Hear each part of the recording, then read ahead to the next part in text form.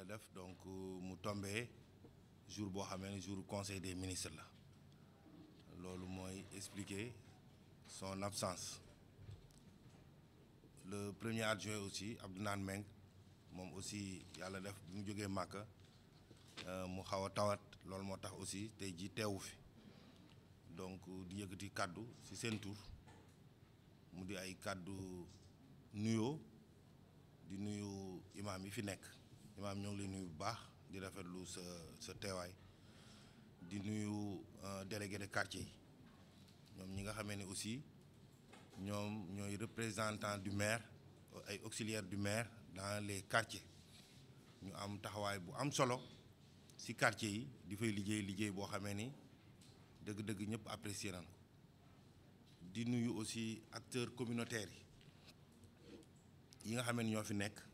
les acteurs ak les relais communautaires mais li ma waroon commencer sax mooy di beral nuyoo ci nga xamee ne moo jiite fii wàllu santé fii ci Ndakaaru mu di madame docteur Ndeye Maguette di médecin chef de région moom laa waroon jiital ci nuyoo bi waaye souvent comme ñun dañuy faral delloo lépp population bi moo tax ma commencé foofu rek mais docteur ñoo ngi lay beral nuyoo di rafetlu sa teewaay ci assemblée générale bi mu di assemblée générale bu am solo assemblée générale CDS yu centre de santé Philippe Maguilène Senghor di nuyu aussi ñi nga xamee ñoo nekk ci présidium bi monsieur Meng mi ngi fi moo yore programme di nuyu docteur Ibra Sène di chef de service régional USAID nekk ci partenaire technique yi ñoo ngi lay nuyu bu baax docteur di nuyu aussi maa ngi koy wax léegi docteur Ndeye Maguette moom mi nga xamee ne mooy médecin chef de région di nuyu naturellement docteur Diop moom mi nga xamee ni mooy médecin de district bi nga xamee ni moo nekk fii ci Philippe Maguilène Senghor di nuyu monsieur Nia moom mi nga xamee ni mooy secrétaire exécutif u CDS u Philippe Maguilène Senghor ak ñi fi nekk ñëpp suñu mbokk journalistes yi acteurs yi ñoom jaata ñëpp ñoo ngi leen di nuyu bañ a fàtte kenn rek ni ñoo ngi nuyu ñëpp au nom du maire Abdoulaye Diouf Sarr di rappeler donc tey jii li ñu fi daje mooy tey dañu nekk en assemblée générale des CDS parce que CDS yi bi ñu ko monté yàgg na am na assemblée générale bu njëkkoon def naa daaw la woon ñu waxtaan passé woon fii presque toute une journée ku nekk def sa projection ku nekk wax liggéey bi nga xamee ni jot nga ko liggéey ren nag ñu dajewaat fi encore pour defaat une assemblée générale dafa naa ni il y aura la restitution au niveau de chaque CDS ba pare mu nekk assemblée générale boo xamee ne dana permettre ñu mën a évaluer liggéey bi nga xamee ne moom la CDS yi am ci structure sanitaire yi nga xamee ni moom la centre de santé Philippe Maguilène Senghor polarisé bien sûr mën a relever les difficultés mais aussi xool les points positifs yi nga xamee ni mën nañ ci sukkandiku pour mën a gën a avancer dafa naa ni accusé nañu un peu de retard loolu moo taxoon ñu inverser un peu l'agenda commencer par une pause de café waaw commencer donc par une pause café boobu donc mën nañ ko xool ci agenda bi yëkkati ko ci kaw après ñu suivre exactement déroulement travaux bi li ci des mais ñoo ngi beral nuyoo aussi suñu partenaire technique yi mooy waa USAID ñoom ñi nga xamee ni tey activité bi ñoom ñoo ko jël en charge ñoo ko financé donc ñoo ngi leen di nuyu bu baax di rafetlu seen taxawaay ak accompagnement bi ñuy accompagner n'est-ce pas acteurs de santé yi donc dafa naa ni loolu moo doon kàddu maire xanaa di jël kàddu gi di koy jox d'abord madame Meng moom mi yore programme manager waaw bu plan ñu jël kàddu gi jox ko bu ñu paree ñu jël kàddu gi jox ko docteur Ibra Sène bu USAID après naturellement ñu jox docteur Ndeye Maguette médecin chef de région. di jiital ci nuyoo bi docteur Ndeye Maguette monsieur le représentant du maire bi nga xam ne moo ñu recevoir tey jii ci mairie bi ci sa tur di nuyu di sant bu baax monsieur le maire monsieur le ministre Ablaye Diouf Sarr di nuyu le médecin chef district Philippe Maguilène Senghor di nuyu monsieur Ibra Sène di nuyu ñi nga xam ne ñoo nekk ci présidium bi te xawma seen tur maa ngi leen di nuyu yéen ñëpp ku ci ne en vos rangs et qualité di nuyu bu baax kilifa yi nga xam ne ñoo nekk ci biir salle bi délégué yi imam yi ak membre CDS yi fi nekk yépp ñun en tant que plan ñu ngi rafetlu bu baax liggéey bi nga xam ne commune Yoff mi ngi koy def ak suñu agent yi nga xam ne ñoom ñoo fi représenté taxaw ci wetu APT bi nga xam ne docteur Ibra Sène moo ko représenté chaque jour ñu ngi suivre Yacine ci ay activités am au niveau de la commune liggéey bi nga xam ne mi ngi koy def ak yéen ñu ngi koy rafetlu bu baax a baax a baax daje bi nga xam ne moo ñu fi daje tey jii di seen assemblée générale bi mbégte bu rëy la pour ñun ñu ñëw teewe ko ndax daaw bi ñuy def restitution communautaire ñu ngi fi woon gisoon nañu résultat yi nga xam ne moom moo jóge woon ci liggéeyu acteurs communautaires yi loolu moo yokk a tax tey jii ñu sawar pour dellu si ñëw xool jéego yi nga xam ne am na fi ci diggante bi donc di ñaan ñu dugg ci bisimilahi rahmaani rahim àggale ko ci alhamdulilahi rabil alamin te lépp loo xam ne jële nañ ko fi mu nekk njariñ loo xam ne dina wasaare ba àgg ci communauté bi donc di leen remercier du ma guddal ndax chronogramme bi comme ni ko représentant du maire waxee am nañ ci retard bu bare mais xëy na suñu demee ba ci kanam dinañu gën a ñëw dugg ci échange yi je vous remercie. jërëjëf monsieur le maire monsieur le président monsieur le maire madame le médecin chef de région monsieur le secrétaire exécutif du comité de développement sanitaire imam docteur Diop médecin chef du district chers invités alhamdulilah rabbil alamin ci taabal ji toogoon nañ fi ñu def fi restitution communautaire daaw mën naa wax ni booba CDS mi ngi door a judd te ci biir décret bi dañuy wax ni 6 mois yu nekk CRD bi dafa war a def assemblée générale ordinaire assemblée générale ordinaire nag ni ma ko mën a tekkee ci sama xel mu gàtt moo ni bu ñu la falee war nga léeg-léeg nga woo ñi la faloon wax leen li ñu la dénkoon foo ci toll maanaam wane li nga liggéey ba pare wax leen nag li nga nësër a def ñoom tam ñu wax la ci seen xalaat ndax d'accord nañ ci am d'accorduñ ci ngir nga mën a continuer mission bi nga xam ne moom la leen dénkoon kon gis nañu am na ñaari équation yu nekkoon ci biir service yu doo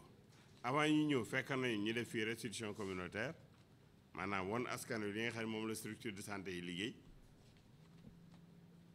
diggante bi seede fan nga xam ne moom la loi bi jox autorité ak légitimité ngir lépp loo xam ne mooy soxla wér gu yaramu structure de santé bi moom la ko loi bi dénk kon kenn amul droit def ko à sa place kenn warul wuutu CDS bi ci di wax li structure de santé bi liggéey li tax ma ni am na équation boo xam résoudre nañ ko moo di ni CDS bi temps boobu ñi ngi wax naan est-ce que CDS bi dina mën a jël en charge restitution communautaire bi comme kenn amul droit def ko à sa place kon moo ko war a def heureusement alhamdulilah rabbil alamin grâce au leadership du docteur Diop, médecin-chef du district, et ça je voudrais y revenir et y insister, c'est grâce à son leadership que le CDS a pu aujourd'hui faire cette assemblée générale sous forme de restitution communautaire. Parce que bu njëkk nag nañu waxante dëgg comité de santé bu njëkk bu ñu daan def assemblée générale dañaa woote naan xaalis bi ñu ñëw fii lañ ko fekkoon fii lañ ko yóbbu fekkoon nañu nekkoon am 800 000 léegi yóbbu nañu ko ba 2 millions mais nag taxuloon askan wi di mën a xam exactement lan la structure de santé bi liggéey parce que xaalis bi aussi askan wi ñoo koy andi kon bu ñu liggéey moom lañ ci liggéey war nañu leen wax fu ñu toll loolu moo tax restitution communautaire di jóg kon ñu gis ni comité de santé bu ne comité de développement sanitaire bu ne booy def assemblée générale war ngaa wax askan wi nii man kat diggante biñ ma faree ak léegi mbaa diggante bis sàngam ak bis sàngam lii laa fi liggéey lii laa fi liggéey lii laa fi liggéey lii mooy résultat yi maanaam nangam ni fajoo nañ fi nangam lañu gis lii moo fi problème nan boo xool noonu koy résoudre man lii laa proposé moo tax may félicité wu di féliciter le district di féliciter le CDS di féliciter aussi waa Yoff ndax lii nag foog naa ne fii lañ ko tàmbalee ni ñu fi tàmbalee woon restitution communautaire lii maanaam CDS buy def assemblée générale sous forme de restitution communautaire fii lay tàmbalee amagul feneen nag ci sama xam-xam amagul feneen ci Dakar te foog naa amagul feneen ci Sénégal tam moo tax ma ne fii lañ koy tàmbalee man alhamdulilah rabbil alamin ñun yàlla def ñu fekkee ko li nga xam ne nag moo nekk ci sunu kanam fii Yoff gis nañ fi loo xam ni war nañ ko multiplier ngir ñeneen ñëpp jàpp ci maanaam CDS fi mu ne gis nañ ni fu bari li tax muy sooxe c'est parce que collectivité territoriale dugaluñ seen loxo bu baax ci biir CDS fii nag gis nañ loolu amu fi ndax déjà bu ñu tàmbalee lii rek restitution communautaire assemblée générale sous forme de restitution communautaire tenue à la mairie ça c'est déjà très significatif kon boo xamee ni jóge nañ fi moo di am na benn défi boo xam ne ba léegi nag mooy articulé wu ci boppu CDS yi ndax gis ngeen ni bu ñu defee restitution communautaire danañ wax def plan d'action plan de résolution de problème CDS bi chaque année war naa élaborer plan d'action annuel collectivité territoriale bi nga xam ne moom moo jiite CDS bi chaque année aussi war naa def li ñuy wax POCT yooyu yëpp nag dañ ko war a verser dans le plan dans le PTA du district kon fi ne liy défi wu CDS bi mooy comment aligner plan de résolution des problèmes plan d'action CDS ak POCT ñett yooyu il faut ñu xam nu ñu koy aligner ba nga xam ni day nekk des outils cohérents kon muy défi boo xam ne bu ñu jógee ci lii aussi CDS bi district bi centre de santé bi mairie bi il faut ñu jéem a seet nu ñuy fexe ba aligner ces trois outils ngir mu mën a dem dans le plan dans le PTA du district comme ni ko monsieur Mel waxee nag xëy na am nañ tuuti retard ba tax na xëy na li duuf ci nag yëpp du xaj ci cin li kon damay gàttal xëy na ci biir débat yi ci biir liggéey bi yal nañu yàlla may fan bu gudd ba ñu mën a continuer li nga xam ni sumb nañu ko yëpp ci biir assemblée générale bi jërë ngeen jëf. Parce qu'en réalité en un mot rek il s'agit quand même de faire une évaluation si liggéey bi nga xam ne moom lañ leen dénk mais aussi si wàllu xaalis si wàllu yëpp te booy def évaluation da nga koy def en présence n'est-ce pas de la communauté ñi nga xam ne ñoo la joxoon pour nga liggéey donc c'est extrêmement important li nga xam ne moom la ñuy def tey mooy la politique de rendre compte ñu am habitude chaque fois bu ñu dénkee rek waxtu bu jotee rek ñu rendre compte bu ñu rendre compte bu ñu waxee waaw góor lii baax na ñu jël loolu gën ko doxal bu ne lii nan ko teggi te changer ko ñu teggi loolu tamit changer ko dafa naa ni kilifa yi fi toog nekk nañu ay kilifa yoo xam ne ils sont très avisés xam nañu liggéey bi yàgg nañ si te mën nañu liggéey ak yéen ànd ak yéen si li nga xam ne moom lañ leen dénk si wàllu restitution bi donc loolu moo tax donc docteur Ndeye Maguette di médecin chef de région moom laa war a jox kàddu gi mais à sa décharge vraiment mu nekk koo xamee ni jàmbaar la moom dëgg-dëgg liggéey bi nga xamee ni région Dakar difficulté yi nga xamee ni moom la ñuy dégg si yeneen gox yi boo gisee peut-être Dakar si duñ ko dégg bu baax c'est parce que taxawaayam la moom bien sûr ak ñu mel na docteur Diop nekk ci structure sanitaire yi di liggéey mais moom am na ci taxawaay bu mag a mag a mag au nom du ministre de la santé mais aussi du maire de Yoff vraiment maa ngi lay gërëm bu baax di lay sant di lay remercier ci sa taxawaay di lay remercier ci sa liggéey ak ni nga nekkee ci wetu le ministre de la santé ñu xam ko ngay liggéey ci wetam pour que rek dëgg-dëgg ñu am ay résultats yu am solo ci santé mais aussi mu nekk ay résultats yoo xamee ni fii ci Ndakaaru amul du am benn région boo xamee ni moo nu ci ëpp taxawaay donc dëgg-dëgg ministre gërëm na ko remercier na ko donc man damay tollanti waxu ministre rek donc dëgg-dëgg ma docteur ñoo ngi lay remercier bu baax donc c'était important ci sunu kanamu ay mbokk sunu ay xarit sunu ay nit ñu wax ko docteur aussi maa ngi koy wax léegi ci bureau li ma doon wax xëy na peut-être moom ki mooy kilifaam mais wax naa ko exactement sentiment bi nga xam ne moom la ñu am ci moom mu nekk koo xamee ni ñu doon am fierté buñ ko gisee li muy liggéey ci biir hôpital Philippe Maguilène Senghor dem na man sama langage sax centre de santé nekkul ci hôpital laa yor hôpital Philippe Maguilène parce que liggéey bi moo ko élevé noonu daf koy yëkkati ba nga xamee ne kenn du waxati sax centre de santé hôpital la ñuy wax donc docteur Ndeye Maguette nee na ma noonu la mel fépp fu mu jaar noonu la ko defaree donc ñu koy ñaanal yàlla moom aussi yal na ko yàlla jàppale ci liggéey bi moom ak ñi mu àndal di liggéey yëpp dëgg-dëgg ministre kontaan na ci moom man bu may wax li may wax xam naa ko parce que man maay chef de cabinet aussi du ministre de la santé ministre kontaan na ci moom liggéey bi mu liggéey centre de santé bi kontaan na ci liggéey bi kontaan na bu baax ci liggéey bi muy def docteur aussi yow ministre kontaan na bu baax ci yow donc di lay jox kàddu gi. Monsieur Fall asalaamaaleykum mbooloo mi yëpp ku ci nekk maa ngi lay nuyu ci sa tur ak sa sant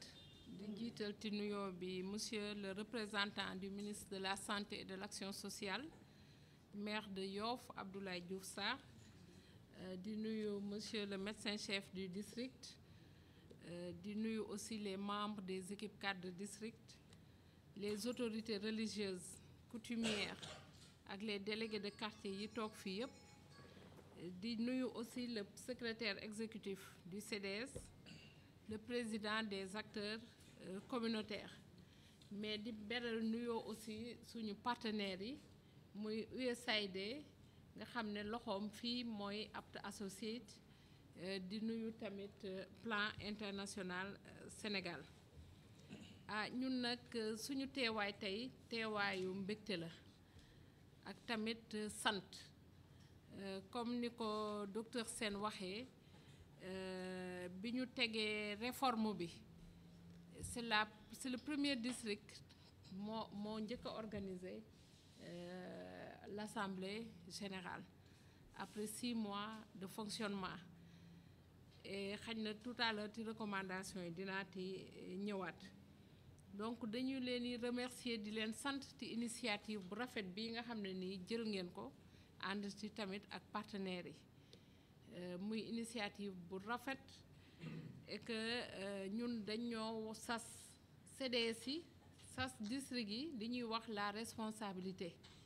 responsabilité mooy lan mooy politique de santé bi nga xam ne nii ministre de la santé et de l'action sociale mi ngi koy dérouler nga xam ne vision bu mag boobu nga xam ne président de la république dane man dama bëgg fépp fu nit nekk fépp fu njël taxaw fépp fu gox nekk ñu jot ci mbiram wér-gi-yaram ci affaire faj mais aussi ci affaire prévention mooy fagaru mais aussi di ñoŋal li nga xam ne nii moom la ñuy liggéey léegi bi mu ko tegee loolu président de la république wax ko monsieur le ministre Abdoulaye Diouf Sarr mi ngi wéyal liggéey bi ci politique de santé boobu te politique de santé bi danañu il faut que yéen acteurs yi nga xam ne yéen a nekk ci terrain bi ngeen responsabilité ngeen jël ko ba mat sëkk pour wéyal ko beneen tànk bi ñu war a taxawee mooy la redevabilité mooy tey soo liggéeyee ba ngoon ni ngay defee bilan sa borom kër su la joxee dépense ni nga koy defaree bilan ne ko xaalis bi jënd naa ci saaku ceeb jënd naati diwlin jënd naati nii faj naati nii ñun tamit loolu dañ ko war a def jëmale ko ci askan bi te tey loolu séance bi wane na que ne redevabilité boobu yéen a ngi koy def. am na lu ñuy wax tamit gouvernance mooy tout le temps tamit gouvernance sanitaire ñuy xool ñun politique de santé boobu naka lañ ci mën a fuñ ci mën a taxawee ak naka lañ ci war a mën a indi ba nga xam ne dañu ñoŋal liggéey bi bu baax a baax. léegi di wax rek fàttaliku ne santé communautaire dafa am place bu am solo depuis 1978 su fekkee ne suñu papa yi fàttaliku nañ avant 78 état bi da doon ñëw ne tel gox lii mooy sa budget santé soo jëlee budget boobu ñiy njëkk a ñëw ñooy faju mu jeex ñeneen ñi bu njëkk amul woon fay léegi ñeneen ñiy ñëw duñu am lu ñu fajoo ndaxte ñi médicaments yi ñu joxe woon wala intrants yi ñu joxe woon ñi njëkk a ñëw consommé nañ ko. en 1978 mu amoon rencontre bu mag à Alma Ata ci lañ ne naka la ñuy def ba nga xam ne askan bi dañu dugal seen loxo ci paj bi ci la ñu dugal affaire u ticket yi ci lañ dugal médicaments yi ñu ne nañu ñëw yegsi ba jege si leen ci la ñu dugal tamit à l'époque comité de santé. maintenant nag secteur de la santé def réforme bu mag parce que bu njëkk ba comité de santé yi maire yi daanaka daanuñu xam nu muy doxee wala tey jataay yu mel ni assemblée générale daanuñu ko def léegi de restitution léegi ci lañ ne nag nañu teg li ñuy wax comité de développement sanitaire décret bu mag boobu numéro 2018-35 à sa date du 5 janvier 2018 moom moo teg le comité de développement sanitaire nga xam ne dañoo teg place bu mag jox ko collectivité territoriale bi dont le président du conseil de direction c'est le maire et le secrétaire exécutif war a ànd tamit ak le médecin chef ak son équipe liggéey et tey di rendre compte te tamit di jël en compte les préoccupations de la population. xanaa rek comme yéen a ngi ci restitution xam naa restitution bi su paree comme niñ ko waxee plan d'action yi toujours dañ koy beesalaat plan de travail yi toujours dañ koy beesalaat mais fan yi ministre de la santé daf ñu jox nag ay objectifs yu bees ñeenti tànk yoo xam ne li ñuy doxee yépp mais il faut ñu def taxawal ñeenti tànk bi ci njëkk mooy hygiène dama koy wax rek di ko baamtu mais xam naa ne Philippe Maguilène Senghor bokk na ci centre yi nga xam ne nii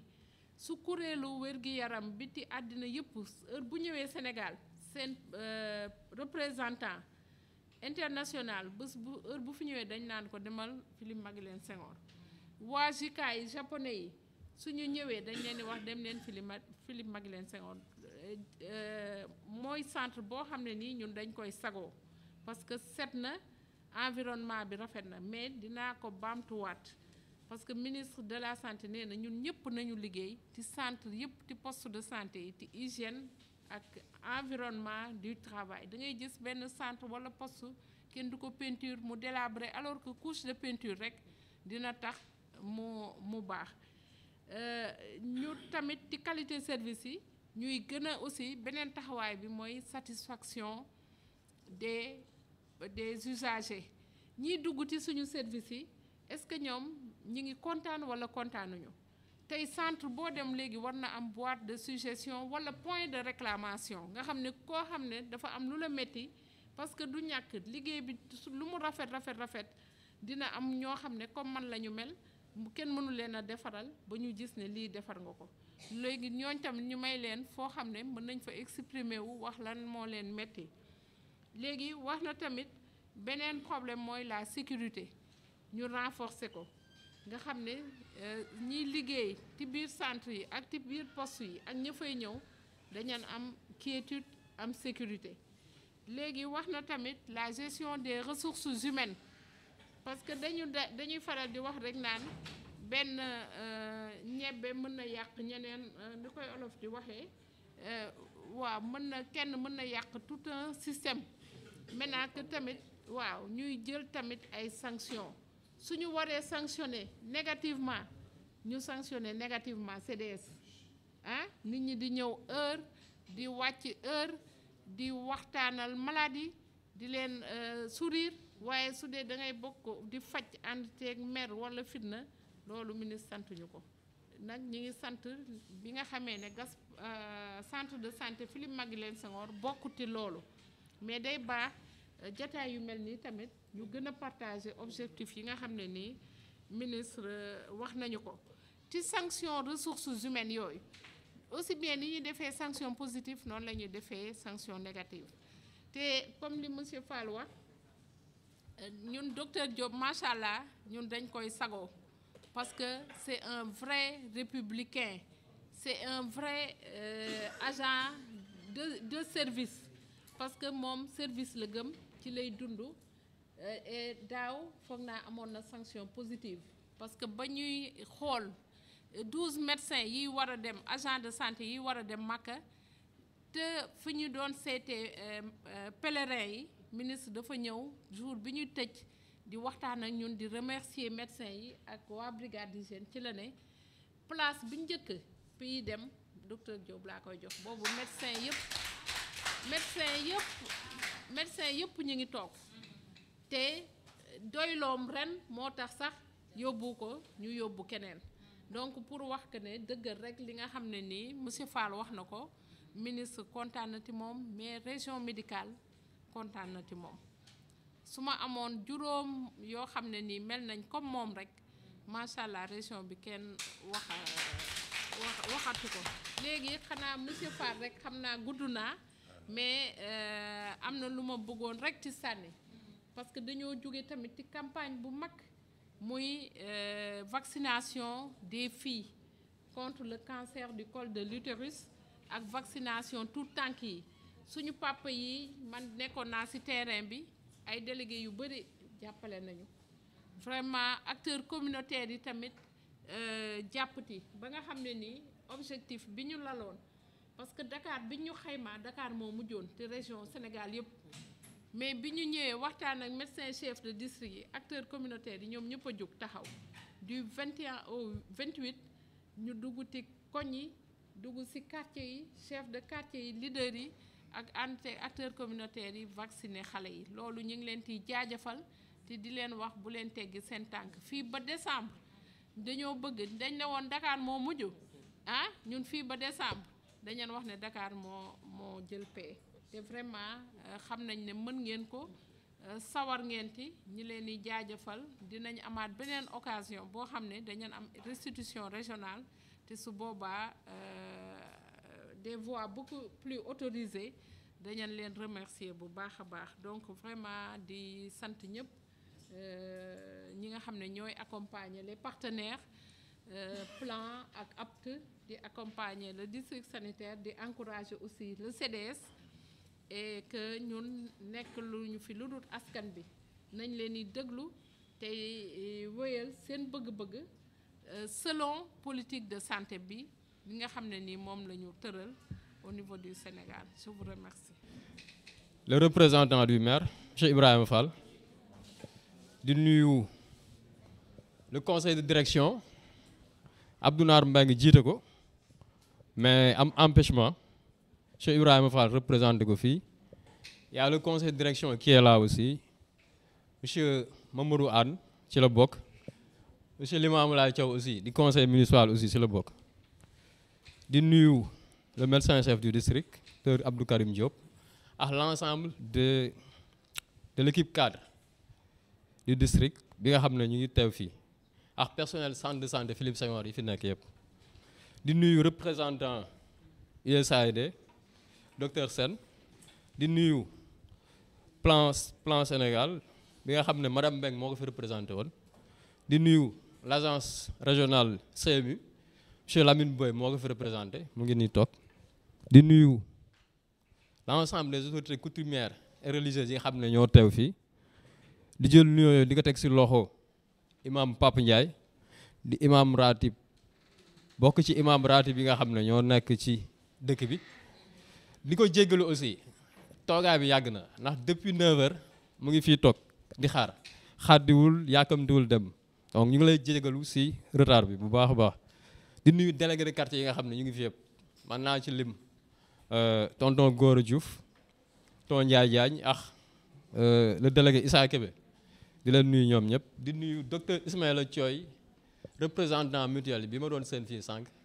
ak madame Fofana di représentante aussi mutuelle yi di nuyu équipe CDS bi nga xam ne moom laa àndal liggéey bi yëpp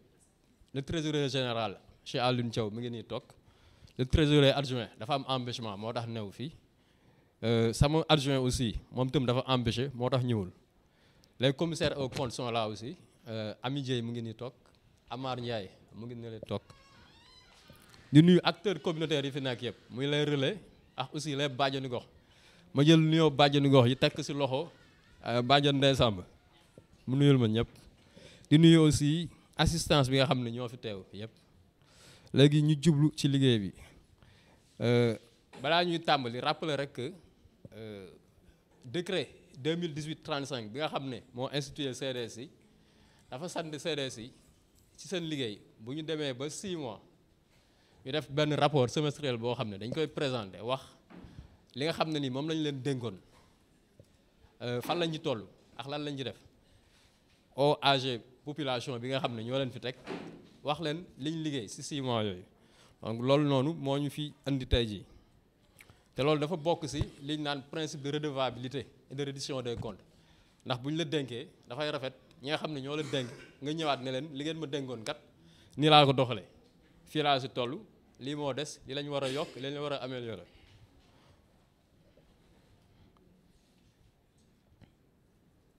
di leen wax que ni rapport bii nii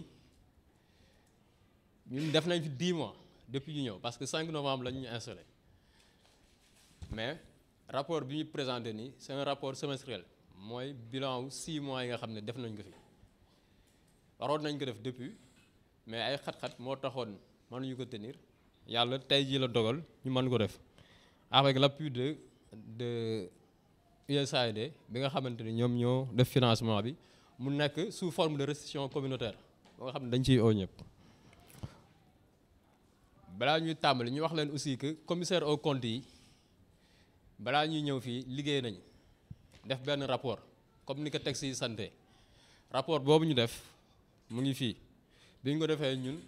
en tant que CDS dañ leen waroon defal une attestation de contrôle pour wane que ni rapport bi nga xam ne ni def nañ ko ñun gis nañ ko jot nañ ko te recommandation yi nga xam ne ni jox nañ ñu ko si muy ay joyante yoo xam ne war nañ ko si apporter dinañ ko def jël engagement boobu loolu yëpp mu ngi fii disponible léegi mën nañ jublu ci liggéey bi def présentation bi.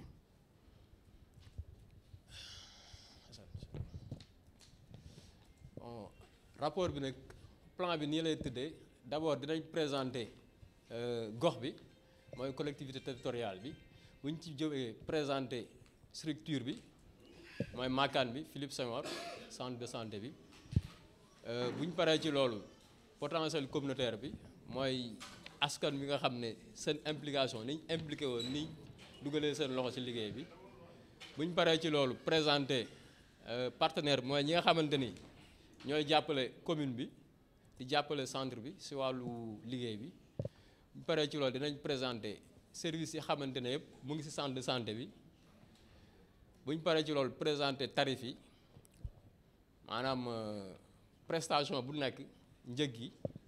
pare ci loolu dinañ présenter moyen logistique yi mooy maanaam jumtukaay yi nga xam ne moom lañ am pour liggéey bi bu ñu paree ci loolu présenter proprement dit activité CDS yi mooy li nga xamante ni mooy action yi nga xam ne def nañ ko depuis yu nekk fi bu ñu jógee ci loolu def bilan financier bi loolu damay bàyyi trésorier général mu def ko bu ñu ci àggee bu ñu paree ci loolu dinañ def situation convention yi mooy IPM yi mutuelle yi IPRES ak DGAS muy suñu ay collaborateurs yu nga xam ne dañ nekk dans le cadre de convention de partenariat.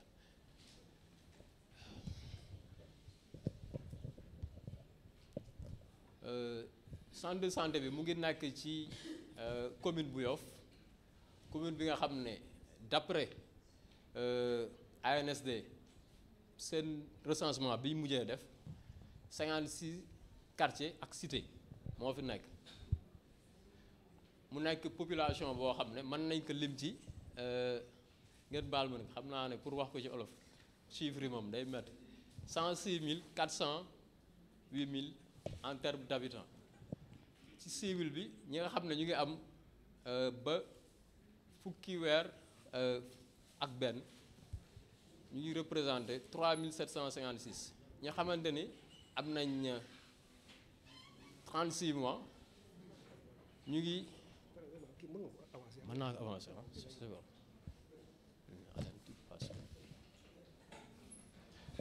léegi structure bi population yi nga xam ne ñoo nekk Yoff yëpp ni ñu répartiré ku si nekk sa zone de couverture mën nañu xool que ni centre de santé Philippe Senghor mu ngi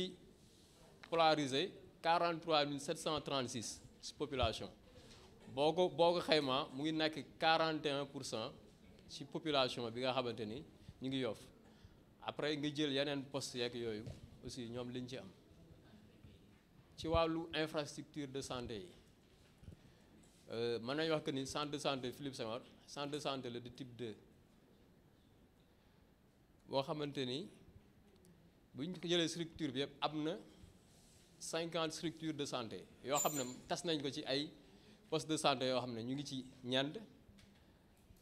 cabinet médical privé yi toll nañ ci fukk ak benn clinique médicale privée yi toll nañ ci ñeent pharmacie privée yi am nañ fi ñaar fukk ak ñaar fii ci Yoff cabinet dentaire privé am nañ fi juróom-ñett lépp boo ko boolee mu ngi mas ci juróom fukk ay structures yoo xam ne ci wàllu santé lay yëngu ñu jublu si rappel historique centre de santé bi nan la sosoo ba yegg si fi mu nekk nii tey bi ñuy tàmbali Philippe Senghor maternité la woon en 1969 ñu dem ba 84 ñu def ko dispensaire bi ñu jógee ci loolu en 1984 ñu jël Philippe Senghor tuddee ko Philippe Maguilène Senghor di doomu njiitu réew bi nga xam ne moo njëkk nekk fii muy Léopold Sédar Senghor bi ñu demee ba 1986 si lañ ko def centre de santé donc Philippe Senghor 86 la commencé nekk centre de santé am médecin chef autour bi ñu demee entre 2004 2007 ñu def fi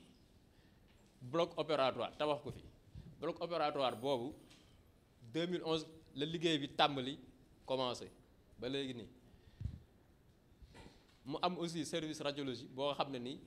le 30 décembre 2014 lañ ko fi def en 2015 ñu tabax fi un service ophtalmologique service ophtalmologique boobu mu ngi tàmbali liggéeyam 2016 ci wàllu personnel Philippe Senghor personnel bi mën nañu wax que ni toll na ci 217 ci li ñu am fii ba le 30 avril mooy date bi ñu defee rapport semestriel bi personnel boobu dafa am fu ñu jógee fu nga xam ne dafa wuute am na ñoo xam ne ay fonctionnaires lañ ñooñu ñu ngi toll 61 ay nit yu nga xam ne ñu ngi fiy liggéey ñi nga xam ne ay contractuels lañ ministère de la santé jël leen di leen fay ñooñu ñu ngi toll si fukki nit ak juróom benn ñi nga xamante ni commune de Yoff moo leen jël di leen fay ñoo ñu ngi toll si ñaar fukk ak benn ay nit ñi xamante ni comité de santé bi ñoo leen jël di leen fay muy ASC yi ñoo ñu ngi toll si téeméer ak fukk ak juróom-ñeent muy 119 donc bu ngeen xoolee ñi nga xam ne ñooy liggéey si centre bi ñi si ëpp 56% 55% ñoo xam ne comité bi moo leen di fay si xaalisam la pour war leen gën a nag charge yi nga xam ne comité de santé bi mu ngi koy gàddu si Philippe Senghor te fonctionnement bi ñëwagul bari na trop boo xoolee c'est bon mooy répartition bi rek la ñuy indiwaat nii pourcentage boo xoolee étatique yi fi nekk 28% lañ contractuels yi ministère 7% commune Yoff ñi mu fi jël 10% la ñu représenté comité de santé bi ñi muy fay ñu ngi représenté 55%. donc boo boolee étatique yi contractuels yi ak waa commune bi rek àgguñu sax li comité bi di kii jël en charge personnel qualifié bi ñu ngi toll ci 38%. fekkee ñi nga xam ne ay fonctionnaires lañ ñi nga xam ne ay contractuels du ministère lañ 6% lañ toll ci personnel qualifié ñi nga xamante ni commune bi de Yoff moo leen gàddu ñoom ñu ngi toll ci 6%. ñi xamante ni comité bi moo leen jël en charge si wàllu personnel qualifié 50% la personnel qualifié boo ko déggee am na médecin yi am na technicien yi xam nga ne un médecin moom bu ko un centre de santé jëlee comité di ko fay cher na trop lu 10 la ci comité bi. ci wàllu personnel non qualifié bi étatique yi 20% lañ siy représenté contractuel ministère bi 8%, commune de Yoff 13%, comité de santé bi 59%. ci wàllu prestation yi nga xam ne centre bi ñu ngi koy joxe ñi nga xam ne ay prestataires externes nañ la mooy ñi nga xam ne dañu leen jël dans le cadre de contrat ñuy liggéeyal di gàddu maintenance bi fii ak yooyu ak ay médecins yoo nga xam ne dañu leen jël garde ku ne xam ne ne fii malade dafa bari benn médecin mënu ko def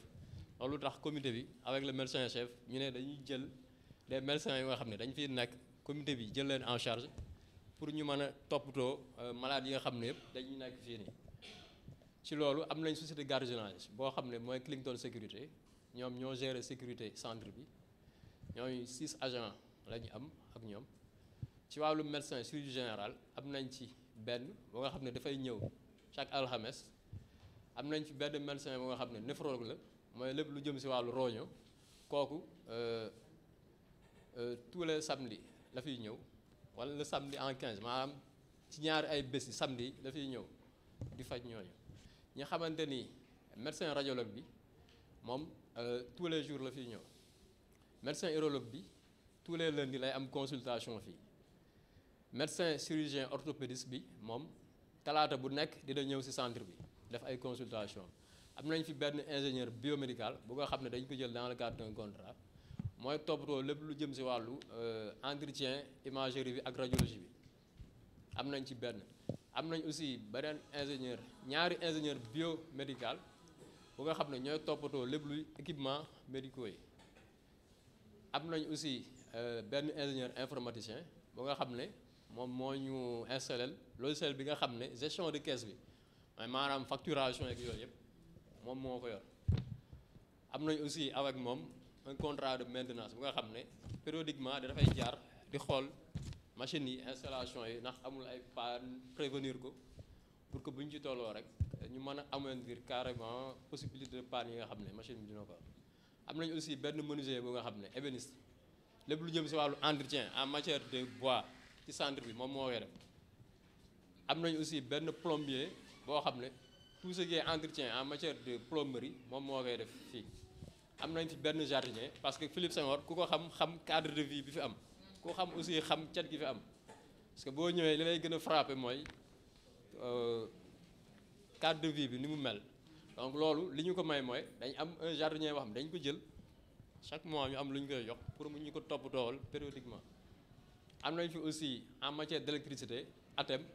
ku nga xam ne mooy toppatoo lépp lu jëm si wàllu entretien électrique bi bu weesoo loolu si acteurs communautaires yi nga xam ne ñu ngi def liggéey bu am solo ci centre bi am nañ fi ay relais communautaire yoo nga xam ne toll nañ ci ñeent fukk ak juróom am nañ fi ay bàjjenu gox yoo nga xam ne mën nañ ñaar fukk ak juróom am nañ fi ay praticiens de médecine traditionnelle kenn lañ ci am bu nga xam ne formé nañ ko fi bu baax am nañ fi benn médiateur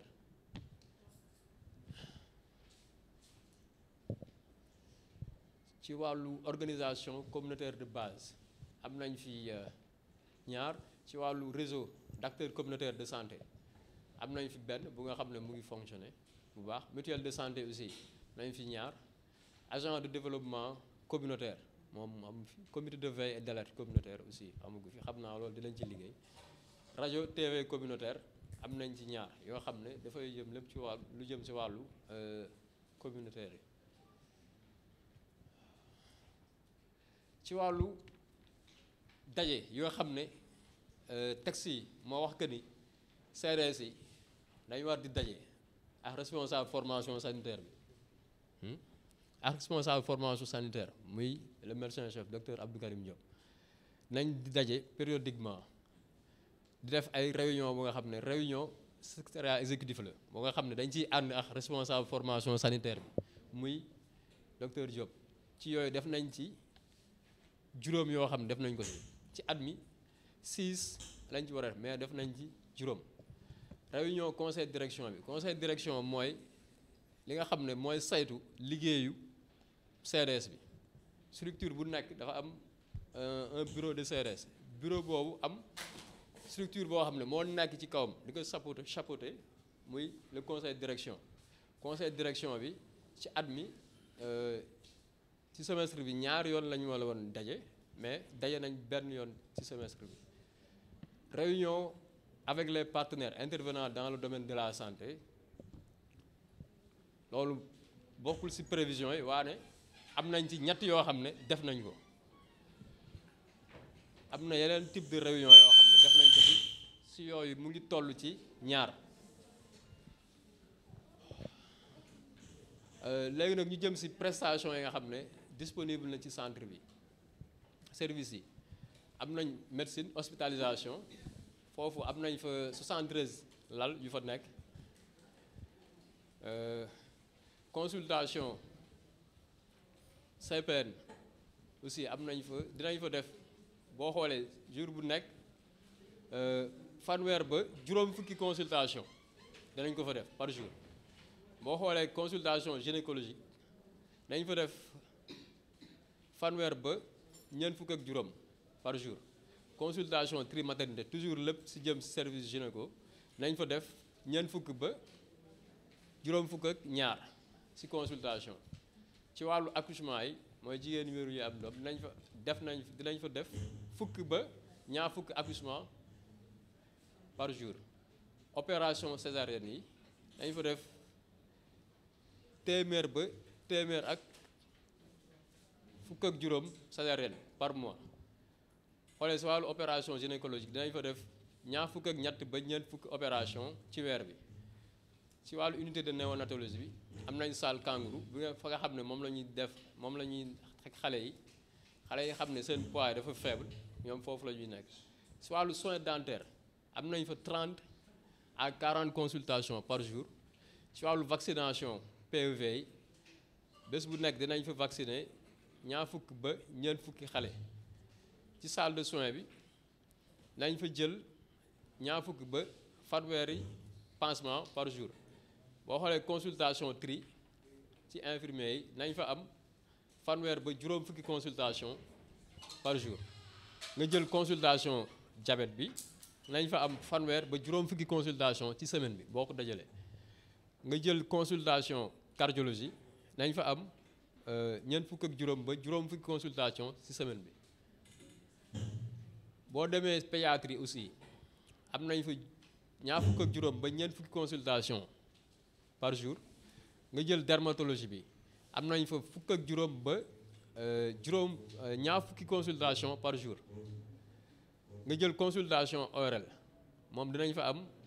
fanweer ba ñeent fukki consultation boo jëlee opération ORL mooy intervention chirurgicale yi ORL nañ fa am ñaar fukk ak ñeent opération ci weer bi boo xoolee consultation généraliste bi mooy médecin généraliste nañ fa am juróom fukk ba juróom fukk ak juróom-ñaar fukk par jour boo xoolee service social bi ñi nga xam ne ay cas sociaux ak tuberculose ñu ngi leen jël en charge foofu bu baax boo jëlee laboratoire bi dinañ fa am fanweer ba ñeent fukki analyse par jour nga jël échographie dinañ fa am fanweer ba ñeent fukki écho par jour nga jël pharmacie bi nga xam ne dañ fay jaay vente médicaments yi nga xam ne c'est essentiel mu am ci centre de santé nga jël service radiologie dinañ fa am fukk ba ñaar fukk patient par jour nga jël service ophtalmologie dinañ fa am ñaar fukk ba fanweeri patient par jour nga jël service consultation chirurgie générale dinañ fa am juróom ba fukki patient ci semaine bi tous les jours parce que alxames bu nekk la ñuy def intervention ORL boo xoolee urologie dañ fa am juróom ba fukki patient par semaine altine bu nekk nga jël consultation orthopédie dinañ fa am ñaar fukk ba fanweeri patient par semaine mooy talaata bu nekk consultation néphrologue bi moom dinañ fa am fukk ba fukk ak juróomi consultation samedi yu nekk boo jëlee tarif prestation yi service gynécologie obstétrique prestation yi mën nañu wax que ni mu ngi varier de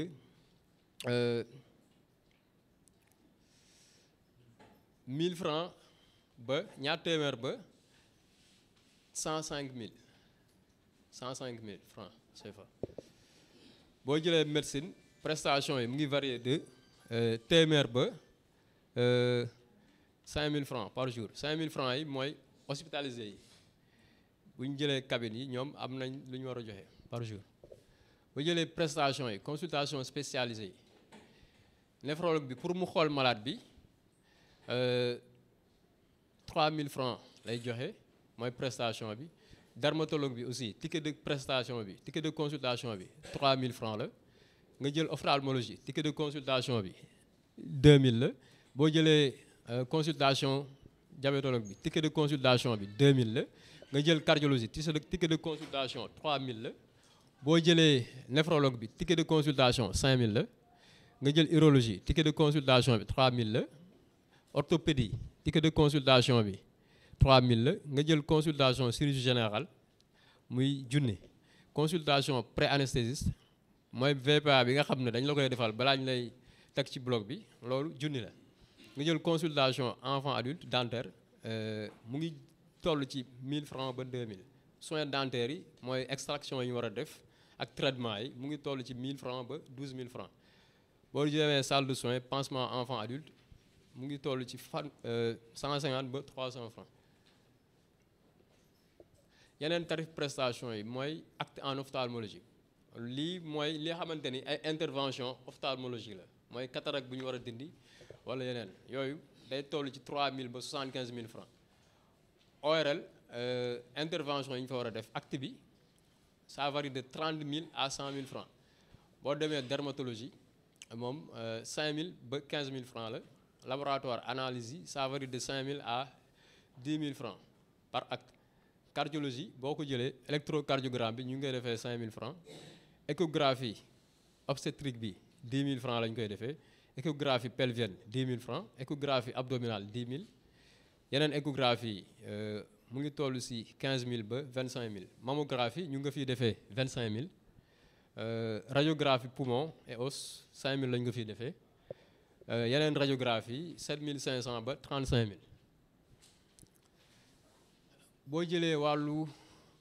prestation yi nga xam ne dañ koy joxe gratuitement yenn yi nekk dans le cadre de gratuit yi nga xam ne état bi ñoom ñoo ko institué muy CMU bi ak plan Sésame beeg yooyu yëpp boo ko boole césarienne yi aussi consultation tri enfant 0,5 ans yi dañ koy jël fi loolu CMU ñoo ko gàddu opération césarienne yi aussi dañ ko fiy jël loolu CMU moo gàddu kii bi aussi boo xoolee vaccination enfant 0 ba 23 mois yi loolu itam CMU la consultation personnes âgées yi nga xam ne am nañ plus de 60 ans loolu waa CMU dans le cadre du plan Sésame ñoom ñoo koy jël ñooy gàddu remboursement yi et tout consultation suivi maladie tuberculose yi personnes vivant avec le VIH am na fi avec le service social bi nekk fii avec madame Ndiaye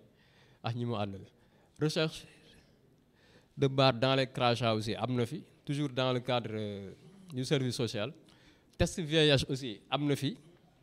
dañ ko fiy def ligature des trompes aussi bu fekkee ne jëkkër bi aussi moom àdd na ci dañ ko fiy def évacuation sanitaire yi am nañ ambulance yoo xam ne ñooñu koy permettre ñu def ko boo xoolee ci wàllu jumtukaay muy matériel roulant bi xam ne am na si centre bi yi nga xam ne ñu ngi fonctionner ak yi nga xam ne fonctionner aussi moo nekk nii ñu leen ko wan am nañ fi ambulance AD 23 635 bu nga xam ne mu ngi fonctionner état bu baax la ambulance AD 27 635 bi aussi moom mu ngi fonctionner nekk ci état bu baax am nañ pick-up Toyota xam ne mooy voiture de liaison bi moom mu ngi ci bon état aussi mu ngi dox am nañ fi ñaari ambulance yoo xam ne ci taw yi fi tàmm di am rek bu inondation amee dafa yàqoon ambulance yooyu mu ngi fii nii nekk épave ñu téye ko foofu mooy AD 15 253 bi ak AD 9 91 07 yi nga xam ne dañ ko war a réformer ça xam naa avec le ministère des finances comme c'est administratif ñoom ñoo koy gérer. am nañ fi POSO 306 AD 76 32 bu nga xam ne mu ngi fonctionner ci état boo xam ne dafa yem may. am nañ fi ambulance bu nga xam ne le maire de Yoff Cheikh Abdoulaye Diouf Sarr moo ko mayoon centre bi aussi mu ngi fi mu ngi fonctionner nekk ci état bu nga xam ne dafa yem may aussi. ñu jëm ci activité yi nga xam ne comité de santé bi CDS bi def nañ ko ci juróom benn weer yi ci activité yooyu texte yi moo ne bu ñuy tàmbali dañ war a def lu ñuy oowee reconnaissance juridique CDS bi mooy utal ko ay këyit ba nga xam ne mën na nekk dans le commerce juridique maanaam amul tur officiellement ñu xam ne CDS bi existe na loolu noonu def nañ ci ay jéego ci sous préfet bi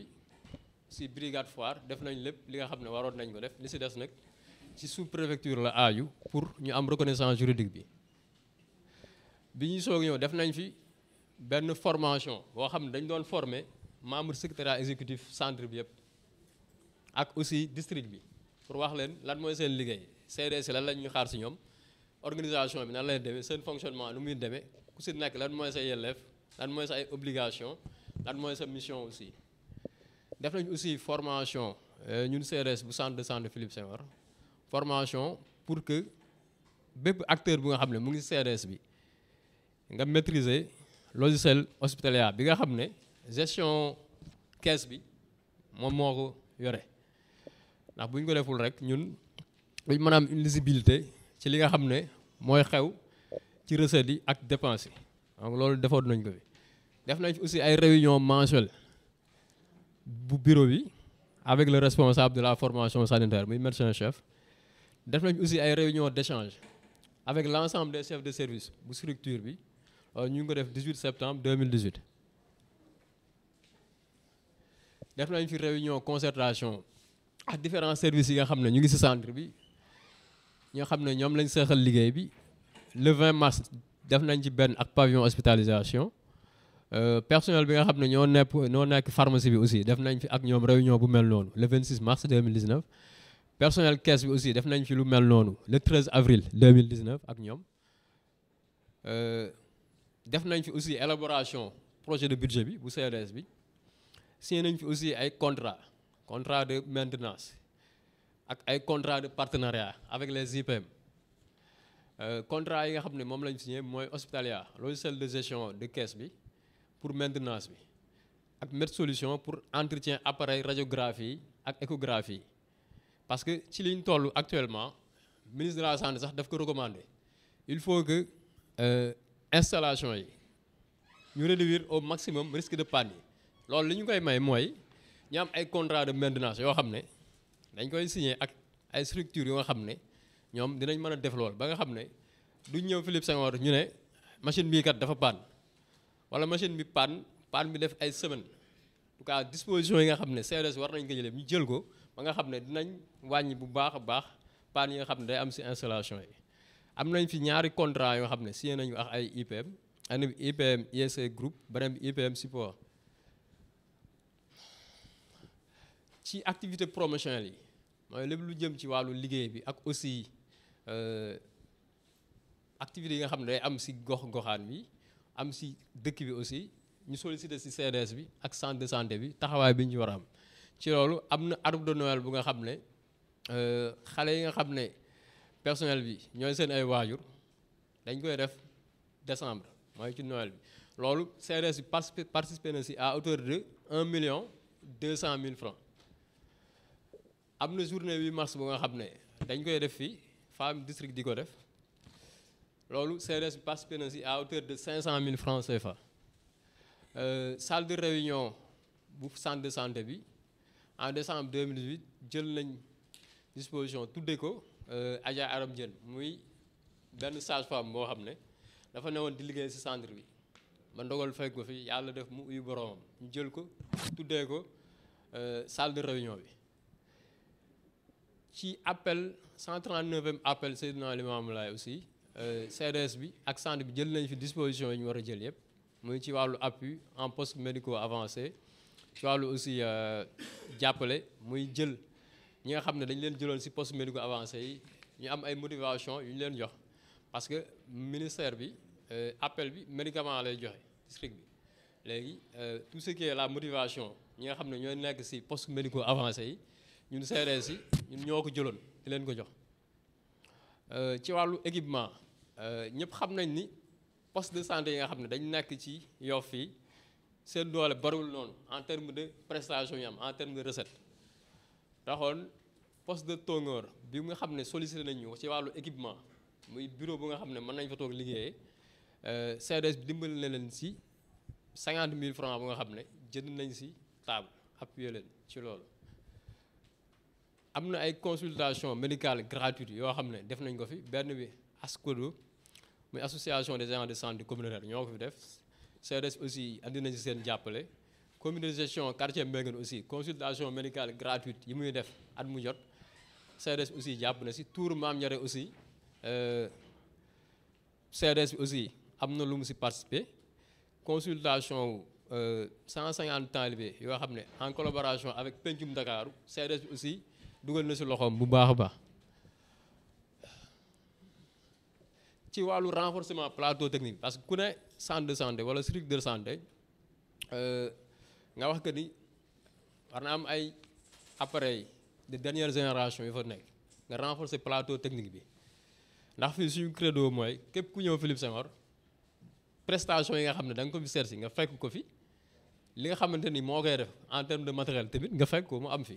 lu fi manqué bu fekkee garab la aussi boo ñëwee ñu def li ñu war a def yëpp ba garab yi du fi manqué ci loolu am nañ fi dans le cadre du partenariat avec la commune le ministre maire am na benn don équipement médicaux bu nga xam ne fondation 221 ñoo ko jox moom mu jël ko jox ko centre de santé bi ak poste yi nga xam ne ñoo nekk fii ci Yoff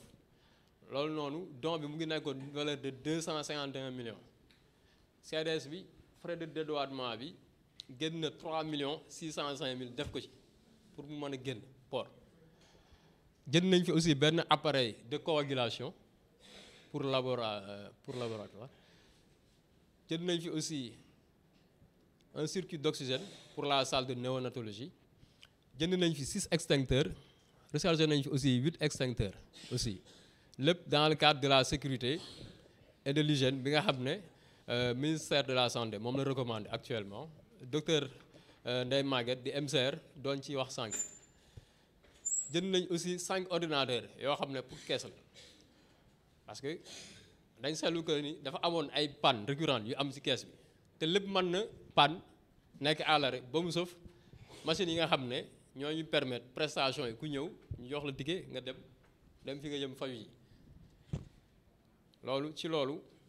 pour régler situation boobu si la ñu technicien wax que ni machines yi ngeen am fii installation yi dafa yàgg ba pare aussi RAM bi diisul il faut ngeen jënd yoo xam ne RAM bi dina diis et puis installation bi yëpp ñu xoolaat ko ci lañ jënd 5 ordinateurs pour caisse ak dépôt médicaments yi construire nañ fi benn local pour la levée du bloc lépp dans le cadre de l'extension pour ñu xool bloc opératoire bi seen capacité d'accueil ku ñu opérer foofu mu am suffisamment de salles yi nga xam ne dañ la mën a surveiller foofu ku ne xam na ni fii dafa xat mais loolu jël nañ ko pour def ko toujours dans le cadre de l'entretien des équipements et locaux entretien périodique groupe électrogène bi dañ koy def tout le temps di xool groupe bi ndax mu ngi dox parce que xamuñu